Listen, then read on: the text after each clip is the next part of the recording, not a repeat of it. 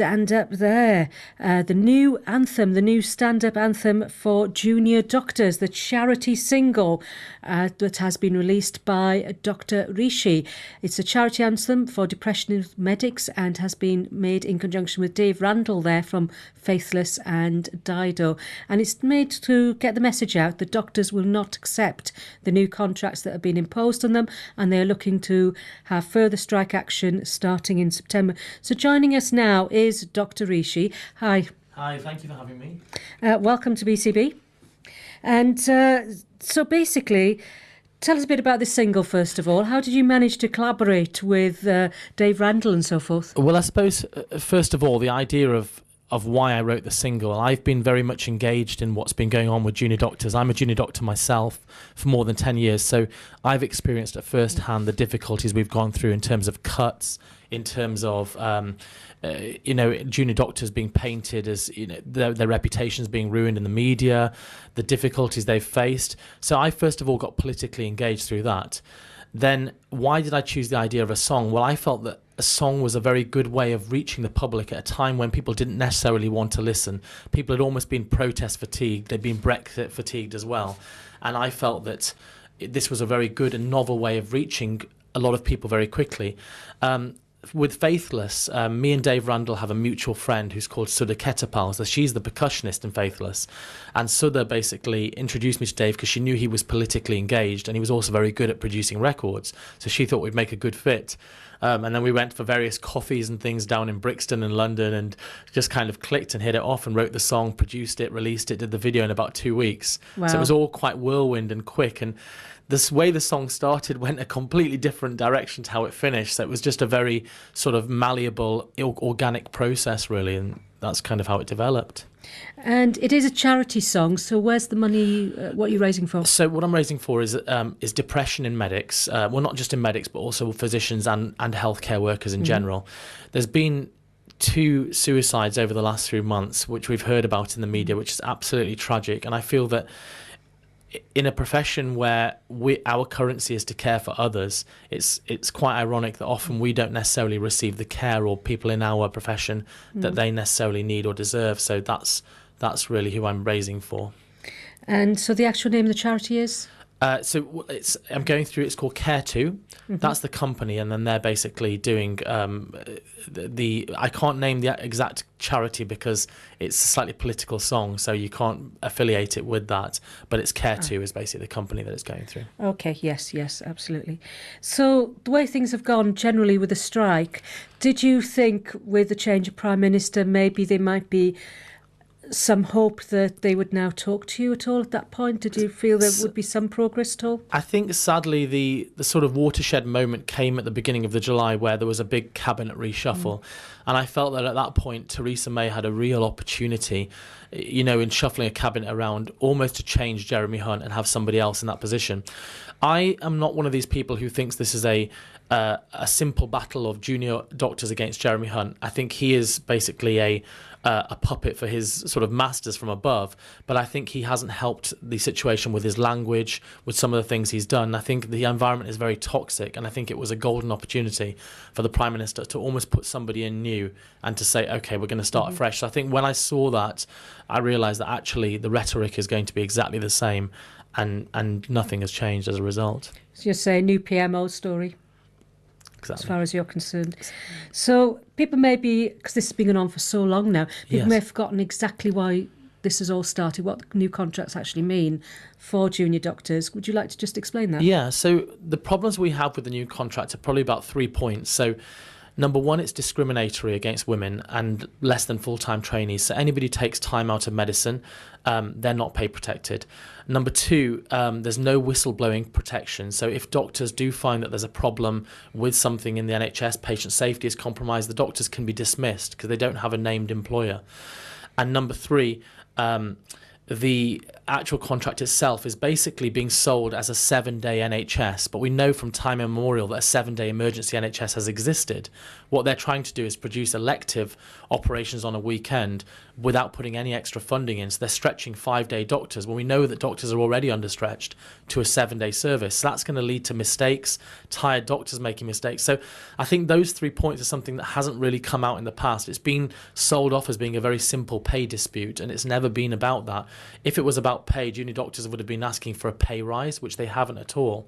They've been asking for their weekend supplements, which is what they get on top of their basics, have been completely cut. So they're effectively doing more work for less money, but also the fact of the matter is the contract itself has real safety issues, and I think that's what people are more concerned about.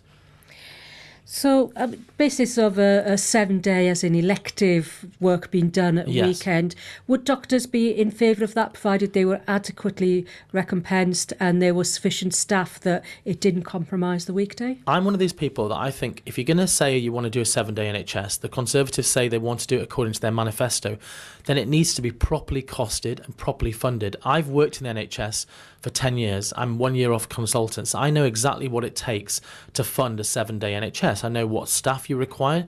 And it's very simplistic to say more junior doctors will solve that, because the NHS is multidisciplinary. So you need more doctors, more nurses, more radiographers, etc., etc., etc. Every day I cancel 2 or 3 patients from my operating list because we don't have enough beds available. That's nothing to do with strikes. That's nothing to do with that. That's to do with funding of the system. So if you increase the number of doctors by 100 at weekend, if you don't increase the number of beds, you're not going to increase throughput. You're not going to increase productivity. So I'm for a 7-day NHS if it is properly funded and properly costed, but the government have already said that they want to do this within a cost-neutral envelope, which basically means they won't spend any more money, and they want double the number of services, and that's just not possible. So can I just ask you, as a consequence of these new contracts, what the knock-on, the domino effect could be in terms of what you've just said now, as far as nursing staff or therapists, the whole range of other NHS employees that there are? Could we be seeing them put under similar constraints and feeling similar pressures and we already are seeing it. I mean, we've seen that the nurses' bursaries have been taken away. So a number of nurses have left the profession or are not going into it now. A number of doctors have already gone to Australia and New Zealand. So you're seeing a brain drain there as well. We are seeing a knock-on effect where there are multiple attacks from different angles on the NHS. They're going after the consultants now, junior doctors, nurses, and my belief, and the belief of a number of junior doctors, is that all of these things are being put in place to deliberately undermine and underfund the NHS and thus pave the way towards privatisation. If you set up a service deliberately to collapse and you show through the media that the service is collapsing, it then makes it much more palatable for private companies to come in and sell it off, if that makes sense. So you're saying this is purely ideological and nothing to do with healthcare or Absolutely. the economy? Absolutely. I think Nothing a lot of it. I think a lot of it is politically driven. I really do. I must ask you, in recent years we've heard of the occasional, and it is the occasional, judging by the scope of the NHS, the occasional scandal which has involved patient safety.